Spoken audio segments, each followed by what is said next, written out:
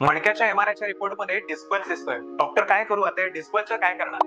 ही सर्वांच्या मनात असलेली एक अनाठायी भीती आम्ही सर्वच डॉक्टर दूर करण्याचा कायमच प्रयत्न करत असतो.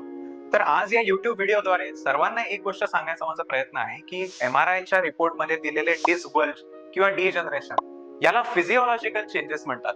म्हणजे वयानुसार तुमच्या मणक्यामध्ये होणारे बदल. जसं तुमचं वय वाढत जातं तशी थोडी दाढी पांढरी होते, तुमची त्वचा थोडी सुरकुतते. याप्रमाणेच मणक्याच्या चकत्यांमध्येही काही बदल होतात आणि हे डिस्बल्ज नावाचं जे प्रकरण आहे ते एमआरआयच्या रिपोर्टमध्ये दिसत असतं. या डिस्बल्जचा तुमच्या मणक्याच्या आजाराशी बहुतांश वेळेला काहीही संबंध नसतो. तुम्हाला असते साधी पाठदुखी, कोणीतरी सांगतं म्हणून तुम्ही एमआरआय करून घेता आणि त्या एमआरआय मधला रिपोर्ट वाचून डिस्बल्ज बघून आपण त्याच्यामध्ये घाबरतो की अरे बापरे हे डिस्बल्ज आहे, त्याचं काय करायचं. आणि आजचा जमाना आहे चॅट जीपीटी आणि गुगलचा.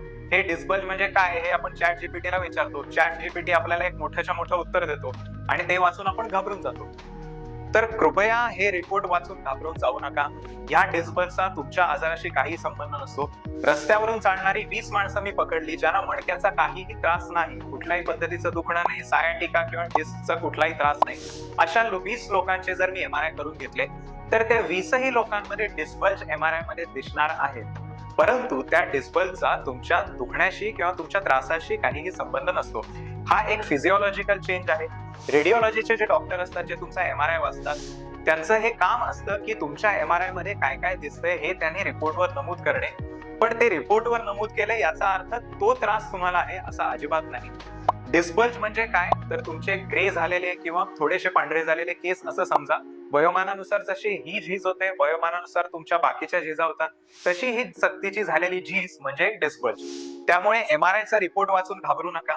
एमआरआय मधल्या रिपोर्ट नुसारचा तो त्रास आहे तो तुम्हाला आहे का हे ठरवण्याची मुभा डॉक्टरांना द्या. त्याच्यामुळे डॉक्टर जरी म्हणाले की तुमचा एमआरआय नॉर्मल आहे तरी बऱ्याच पेशंटना काही वेळेला अहो सर डिस्बल्ज आहेत की, हा काय नॉर्मल एमआरआय थोडेच आहे. तर तो एमआरआय नॉर्मल आहे की नाही, त्या डिस्बल्जला तुमच्या दुखण्याशी काय संबंध आहे की नाही हे डॉक्टरांना ठरवू दे आणि त्या हिशोबाने निर्णय घ्या. कृपया गुगल आणि चॅट जीपीटीवर वाचून घाबरून जाऊ नका. हे डिस्बल्ज असतात हे अत्यंत निरुपद्रवी असतात. आणि अशाच मणकाविषयक इतर माहितीसाठी आमच्या YouTube चॅनलला सबस्क्राईब करा. मी आहे डॉक्टर हिमांशु कुलकर्णी, मणका विकार तज्ञ.